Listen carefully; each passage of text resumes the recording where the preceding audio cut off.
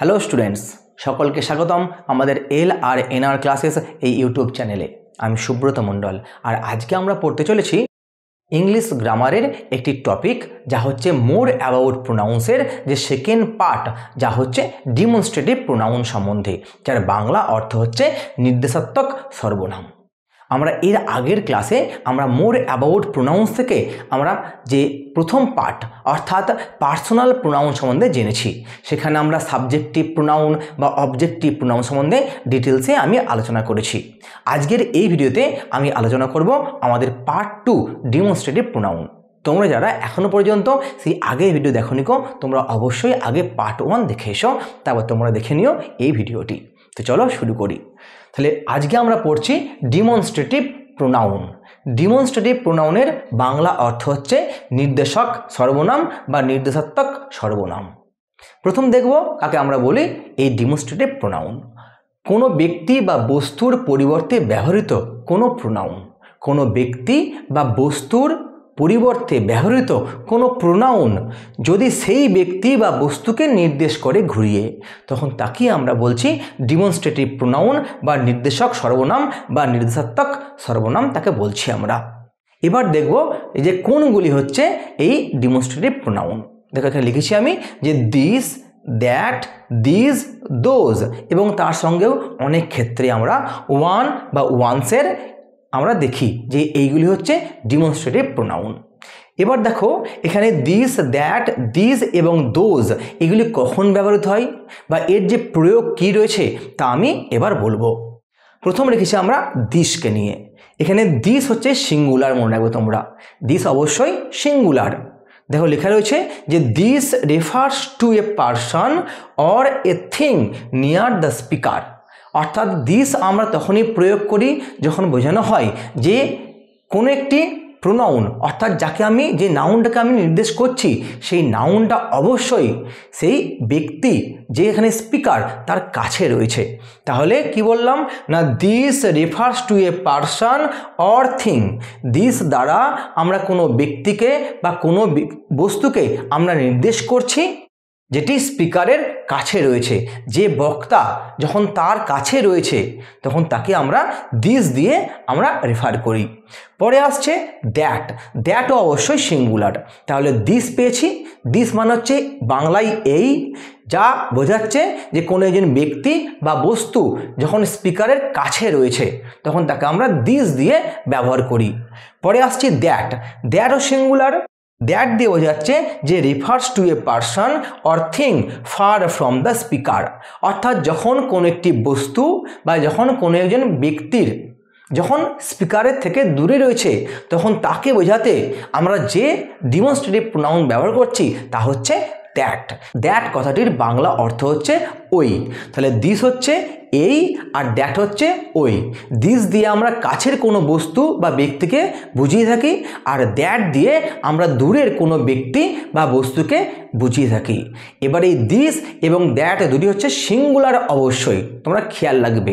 অর্থাৎ কোনো সিঙ্গুলার কোনো পার্সন বা থিংকে বোঝাতে আমরা দিস বলতে কাছের বস্তুকে বোঝাচ্ছি বা ব্যক্তিকে বোঝাচ্ছি, আর যখন আমরা দ্যাট ব্যবহার করছি তখন কি তার দ্বারা আমরা দূরের কোনো বস্তু বা ব্যক্তিকে বোঝাচ্ছি। এবার আসছি দিস নিয়ে। দিস হচ্ছে অবশ্যই প্লুরাল। বলছে this refers to a people, to people or things near to the speaker. তাহলে দিস দিয়ে আমরা দেখলাম যে কোনো ব্যক্তিবর্গ অর্থাৎ একের বেশি যখন ব্যক্তি বা বস্তুকে বোঝাচ্ছি যেগুলি অবশ্যই স্পিকারের কাছে রয়েছে, যখন একের বেশি ব্যক্তি বা বস্তু স্পিকারের কাছে রয়েছে তখন তা বোঝাতে আমরা যে ডিমনস্ট্রেটিভ প্রোনাউন ব্যবহার করছি তা হচ্ছে দিস। দিস কথার বাংলা অর্থ হচ্ছে এইগুলি। এখানে দিস হচ্ছে অবশ্যই প্লুরাল। এবার আসছি আমরা দোজ সম্বন্ধে। দোজ দেখছি যে plural. Those refers to people or things far from the speaker. আমরা দোজ দিয়ে সেই সমস্ত ব্যক্তিবর্গ অর্থাৎ একের বেশি ব্যক্তি বা বস্তুকে বোঝাচ্ছি যেগুলি স্পিকার থেকে দূরে রয়েছে। তাহলে আমরা দেখলাম যে দিস মানে এইগুলি আর দোজ হচ্ছে ওইগুলি। এগুলো অবশ্যই কি না প্লুরাল ফর্ম। এবার আমরা দেখলাম যে দিস দ্বারা কোনো ব্যক্তিবর্গ অর্থাৎ একের বেশি ব্যক্তি বা বস্তু যখন স্পিকারের কাছে রয়েছে তখন আমরা দিস ব্যবহার করছি, আর যখন সেই ব্যক্তিবর্গ বা একের বেশি ব্যক্তি বা বস্তু স্পিকার থেকে দূরে রয়েছে তখন আমরা এই দোজ বা ওইগুলির ব্যবহার করি। এবার দেখো কয়েকটি এক্সাম্পল দিয়ে আমরা বুঝে নেব। দেখো এখানে লেখা রয়েছে যে দিস বুক ইজ মাইন। এখানে বলা রয়েছে যে এই বইটি হচ্ছে আমার। দিয়ে দেখো লেখা রয়েছে the book is near to the speaker, যেখানে বোঝানো হচ্ছে যে স্পিকারের কাছে কিন্তু সেই বইটি রয়েছে। দেখো এখানে ছবির মাধ্যম থেকে এখানে বুঝিয়ে দিচ্ছি আমি, যখন বলছি যে এই বইটি কিন্তু স্পিকারের দেখো কাছে রয়েছে, তাহলে এখানে যদি এই স্পিকার হয়, দেখো লিখেছি আমি যে স্পিকারের কাছে এই বইটি রয়েছে, তখন দেখো এর সঙ্গে এটাও বলছি যে আমরা পড়ে এসেছি দিস হচ্ছে সিঙ্গুলার, তাহলে এখানে একটি বই এখানে আমি ছবি এঁকেছি, তাই তো? তাহলে একটি বই অর্থাৎ একটি যখন বস্তু বা ব্যক্তি যখন স্পিকারের কাছে থাকে তখন আমরা দিস ব্যবহার করছি। তাই লিখেছি আমরা যে দিস বুক ইজ মাইন, যা দিয়ে বোঝানো হচ্ছে কি যে স্পিকারের কাছে কিন্তু সেই বইটি রয়েছে। যখন আমরা বলছি আবার that car is my brothers, অর্থাৎ ওই যে গাড়িটি ওটি হচ্ছে আমার ভাইয়ের। যখন আমি এমন বলছি মানে কি বোঝাচ্ছি আমি, না অবশ্যই স্পিকার থেকে সেই গাড়িটি দূরে রয়েছে। তাই দেখো লেখা রয়েছে the car is far from the speaker. তাহলে এখানে যদি এটি কার হয়, তাহলে এখানে যদি এটি কার হয় তো কী করছি আমরা এখানে বোঝা যাচ্ছি যে এখানে কারটি কিন্তু অবশ্যই স্পিকার থেকে দূরে রয়েছে। পরে চলে আসছি আমরা দিজ আর দোজ নিয়ে। দেখো এখানে বলেছি আমি যে দিজ অরেঞ্জেস আর সুইট, অর্থাৎ এখানে এই যে কমলা লেবুগুলো খুব মিষ্টি এগুলো। যখন আমরা দিজ বলছি দেখো লেখা রয়েছে the oranges are near to the speaker, অবশ্যই এখানে যদি এই স্পিকার হয় এখানে এই অরেঞ্জেসগুলো কাছেই রয়েছে স্পিকারের। আর যখনই বলছি আমরা যে দোজ অরেঞ্জেস আর সুইট, অর্থাৎ ওই কমলা লেবুগুলি ওগুলি মিষ্টি, তখন কি বোঝাচ্ছি আমি, না the oranges are far from the speaker, অর্থাৎ অবশ্যই স্পিকার থেকে এই অরেঞ্জেসগুলি অনেকটাই দূরে রয়েছে। তাহলে আমরা এখান থেকে এটাই বুঝলাম যে দিস এবং দ্যাট দ্বারা এগুলি কি কোনো সিঙ্গুলার কোনো বস্তু বা ব্যক্তি বোঝাচ্ছি আমরা, দিস দ্বারা বোঝাচ্ছি কাছের কোনো বস্তুকে, আর দ্যাট দ্বারা বোঝাচ্ছি দূরের কোনো বস্তুকে। আর ঠিক একই রকমভাবে যখন আমরা দিস বলছি তখন দিস দ্বারা কাছের কোনো বস্তু বা যে ব্যক্তি যখন সেগুলি সংখ্যায় একের বেশি তাদেরকে বোঝাচ্ছি আমরা দিস দ্বারা। আর ঠিক একই রকমভাবে যখন দোজ বলছি তখন অবশ্যই স্পিকার বা আমাদের থেকে যখন দূরে রয়েছে কোনো একের বেশি বস্তু বা একের বেশি ব্যক্তি তখন আমরা দোজের ব্যবহার করছি। এবার চলে আসছি আমাদের পরবর্তী পয়েন্ট নিয়ে। বলছে যে demonstrative pronounce can also be used to indicate time, অর্থাৎ সময় নির্দেশ করতেও কিন্তু আমরা এই ডিমনস্ট্রেটিভ প্রোনাউনের ব্যবহার করি। যেমন দেখো বলছে this morning I went for a run, তাহলে এখানে এই the morning is near in time বোঝাচ্ছে যখন বলছি আমি যে এই সকালেতে, অর্থাৎ যে সকালটা কিন্তু সময়ের খুব কাছাকাছি, অর্থাৎ মানে খুব কাছাকাছি কোনো সময় বোঝাতে আমরা এখানে দিস মর্নিংকে বোঝাচ্ছি। তাহলে যখনই বললাম যে this morning I went for a run, এখানে এই মর্নিং কিন্তু আমার অনেক কাছে রয়েছে, অর্থাৎ সময়ের অনেক কাছে রয়েছে। পরে বলছে দেখো যে that year was very difficult for me, এখানে দ্যাট ইয়ার দিয়ে আমি আগের কোনো সময়কে বোঝাচ্ছি।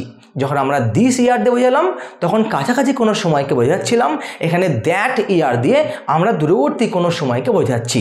তাহলে বলছে যে that year was very difficult for me, অর্থাৎ সেই বছর বা ওই বছরটি আমার কাছে খুবই কষ্টদায়ক ছিল।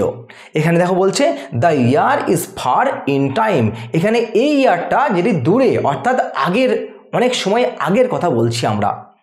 পরে দেখো লেখা রয়েছে যে demonstrative pronounce can also be used to indicate emphasis, অর্থাৎ জোর দেওয়া বোঝাতেও, এমফ্যাসিস মানে হচ্ছে জোর দেওয়া, তাহলে জোর দেওয়া বোঝাতেও কিন্তু আমরা এই ডিমনস্ট্রেটিভ প্রোনাউনের ব্যবহার করি।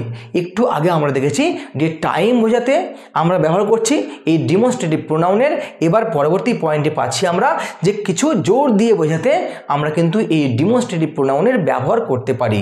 যেমন this is the best restaurant in the town, অর্থাৎ এই শহরের এটি হলো সবথেকে বেস্ট রেস্টুরেন্ট। তাহলে যখন আমি বলছি যে দিস ইজ দ্য বেস্ট, মানে কি, মানে আরও যে রেস্টুরেন্ট আছে তার মধ্যে এইটি হচ্ছে, যখন আমি জোর দিয়ে বলছি আমি যে অন্য সকল রেস্টুরেন্টের মধ্যে এই রেস্টুরেন্টটা হচ্ছে সবথেকে বেস্ট, তাই তো? যখনই আমি এমন বলছি তখন দিস কিন্তু এখানে অ্যাজ এ ডিমনস্ট্রেটিভ প্রোনাউন হিসেবে ইউজ হচ্ছে। আবার যখন বলছি যে that was a terrible movie, অর্থাৎ আমি কোনো একটি মুভি দেখেছিলাম, আমি বলছি যে সেই মুভিটা, ও বাবা ও তো বিশাল টেরিবল ছিল, ভয়ঙ্কর সিনেমা ছিল একটা। তাহলে কি করছি আমরা, যখন বলছি যে that was a terrible movie, তখন কি করছি আমরা না এই এমফ্যাসিস অন দ্যাট মুভি, অর্থাৎ সেই মুভিটাকে আমি জোর দিয়ে বলছি যে সেই মুভিটি, তাই তো, বা ওই মুভিটা যখন বলছি আমরা, সেক্ষেত্রে আমরা দ্যাটের ইউজ করছি। তাহলে আমরা দেখলাম যে ডিমনস্ট্রেটিভ প্রোনাউনটা ইন্ডিকেট টাইম অর্থাৎ সময় নির্দেশ করতে ব্যবহার হয়, ঠিক একই রকমভাবে কোনো কিছু জোর দিয়ে বোঝাতেও কিন্তু আমরা ডিমনস্ট্রেটিভ প্রোনাউনের ব্যবহার করি।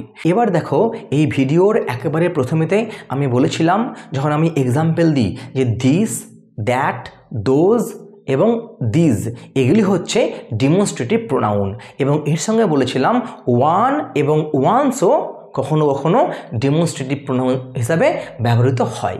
যেমন দেখো এখানে লেখা রয়েছে যে one and ones can be used as demonstrative pronouns to refer to a specific person or thing, অর্থাৎ স্পেসিফিক বা নির্দিষ্ট কোনো ব্যক্তি বা বস্তুকে বোঝাতে আমরা এই ওয়ান এবং ওয়ান্সকে ডেমনস্ট্রেটিভ প্রোনাউন হিসাবে ব্যবহার করতে পারি। এবার সেগুলি আমরা এক্সাম্পলের মাধ্যমে দেখব। এখানে দেখো ওয়ান অবশ্যই সিঙ্গুলার, এবং যখন বলছি আমি ওয়ান্স তা অবশ্যই প্লুরাল ফর্ম হবে। তাহলে যখন বলছি I want to buy one of those books, অর্থাৎ সেখানে যে বইগুলি ছিল সেই বইগুলি দেখিয়ে আমি বলছি যে আমি ওখানে যে বইগুলি আছে সেই বইগুলির মধ্যে আমি একটি বই নিতে চাই। এখানে কিন্তু এই ওয়ানটি অ্যাজ এ ডেমনস্ট্রেটিভ প্রোনাউন হিসেবে ব্যবহার হচ্ছে। এবার তোমাদের মনে প্রশ্ন আসবে, তাহলে স্যার দোষ তাহলে কি? এখানে দোষ কিন্তু কোনো প্রোনাউন নয়, এখানে দোষ হচ্ছে একটি ডেমনস্ট্রেটিভ অ্যাডজেক্টিভ। কারণ কি? কারণ দেখো দোষ কথাটি বসছে নাউনের আগে, আর আমরা জানি কি যে নাউনের আগে যখন এই দিস, দ্যাট, দোজ, দিজ এইগুলি বসবে সেগুলি ডেমনস্ট্রেটিভ অ্যাডজেক্টিভ হয়ে যাবে। ওকে, তাহলে এখানে দোজ হচ্ছে ডেমনস্ট্রেটিভ অ্যাডজেক্টিভ, কিন্তু যখন আমি বললাম ওয়ান, এখানে ওয়ানটি অ্যাজ এ ডেমনস্ট্রেটিভ প্রোনাউন ব্যবহার হয়েছে। পরের এক্সাম্পল বলছে যে one of my friends is coming, আমার এক বন্ধু আসছে। যখন বলছি যে ওয়ান অফ মাই ফ্রেন্ডস, এখানে ওয়ান হচ্ছে অবশ্যই একটি ডেমনস্ট্রেটিভ প্রোনাউন। এখানে যখন বলছি আমি যে মাই ফ্রেন্ডস, এখানে মাই কিন্তু কোনো প্রোনাউন নয়, এখানে মাই হচ্ছে ডেমনস্ট্রেটিভ অ্যাডজেক্টিভ, কারণ তারপরে নাউন রয়েছে, তাই না? আচ্ছা দেখো বলছে যে refer to a specific friend, আর এখানে বলছিল refer to a specific book. তাহলে যখন কোনো নির্দিষ্ট বইকে বলছি তখন সেখানে ওয়ানের ব্যবহার করছি, তখন সেই ওয়ান হচ্ছে ডেমনস্ট্রেটিভ প্রোনাউন। আবার যখন আমি কোনো নির্দিষ্ট বন্ধুকে, কোনো স্পেসিফিক ফ্রেন্ডকে আমি বলছি তখন সেখানে ওয়ান হচ্ছে ডেমনস্ট্রেটিভ প্রোনাউন। এবার আসছি আমরা ওয়ান্স নিয়ে। বলছে যে once who are interested in music should attend the concert, অর্থাৎ এখানে যারা, এখানে ওয়ান্সের মাধ্যম দিয়ে আমি যারা বলছি, তাহলে যারা ইন্টারেস্টেড, যারা আগ্রহী এই মিউজিক নিয়ে, তারা অবশ্যই এই কনসার্টে আসতে পারে। তাহলে যখন আমি এখানে ওয়ান্স বলছি, এখানে ওয়ান্স অবশ্যই ডেমনস্ট্রেটিভ প্রোনাউন হিসেবে ব্যবহার হচ্ছে এই বাক্যের মধ্যে, এবং সেটিখানে লেখা রয়েছে যে refers to A type of person interested in music, অর্থাৎ এখানে বোঝানো হচ্ছে সেই সমস্ত ব্যক্তিবর্গকে যারা এই মিউজিকে ইন্টারেস্টেড রয়েছে। তাহলে আমরা দেখলাম যে ওয়ান এবং ওয়ান্সের ব্যবহার ডেমনস্ট্রেটিভ প্রোনাউন হিসাবে। তাহলে আজকের ভিডিওতে আমরা দেখলাম ডেমনস্ট্রেটিভ প্রোনাউন সম্বন্ধে। আমরা পরবর্তী ভিডিওতে অবশ্যই দেখব রিফ্লেক্সিভ প্রোনাউন সম্বন্ধে। এর আগের যে ভিডিও ছিল সেখানে আমি আলোচনা করেছি পার্সোনাল প্রোনাউন সম্বন্ধে। তোমরা যারা এখনও পর্যন্ত সেই ভিডিও দেখোনি, তোমরা অবশ্যই আগে সেই ভিডিও দেখে এসো।